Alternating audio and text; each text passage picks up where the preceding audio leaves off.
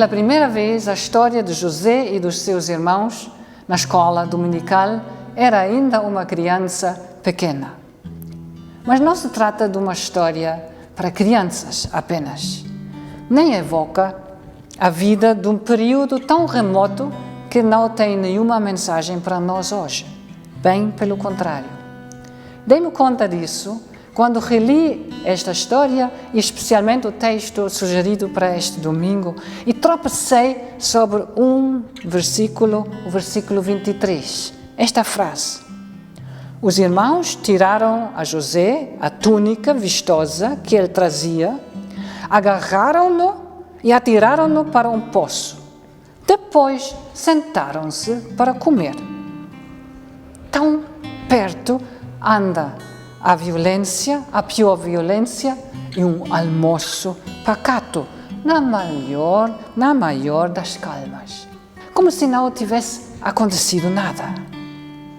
Sentados à mesa, felizes que o problema está finalmente resolvido. Felizes que este irmão, privilegiado pelo pai, que contava aquelas histórias em que ele sempre estava acima, superior aos irmãos, felizes que este irmão já não ia chatear, já não ia provocar, já não ia irritar. A história de José e dos irmãos é, entre outras coisas, a história de um grande conflito familiar.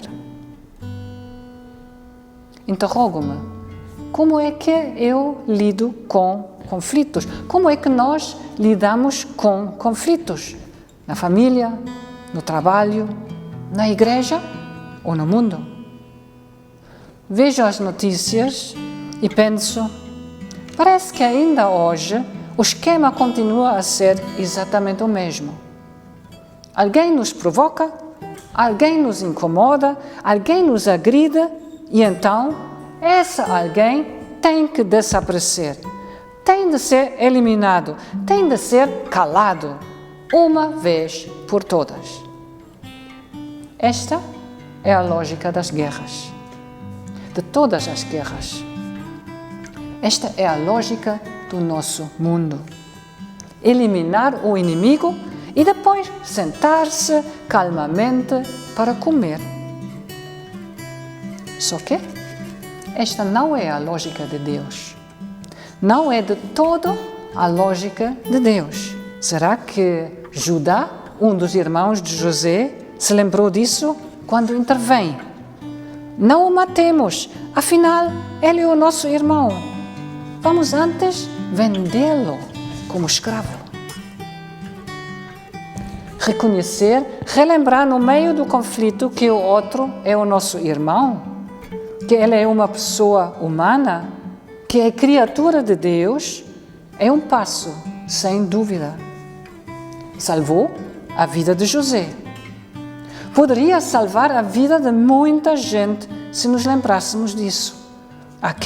Aqueles que percebemos como ameaça são seres humanos, são criaturas de Deus. Infelizmente, a consequência que os irmãos tiram daí não convence muito, pois ao venderem José, de novo tratam-no como um objeto. E acaba por ser apenas outra forma de se livrar do irmão. A lógica de Deus é outra.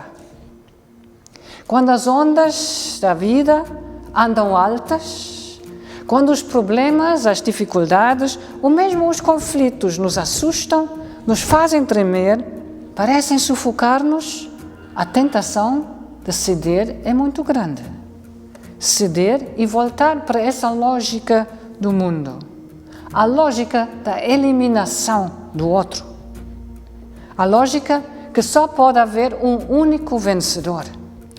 Ou não cedemos a esta tentação e podemos lembrar-nos das palavras de Jesus, podemos evocar Jesus e orar com palavras do Salmo 93.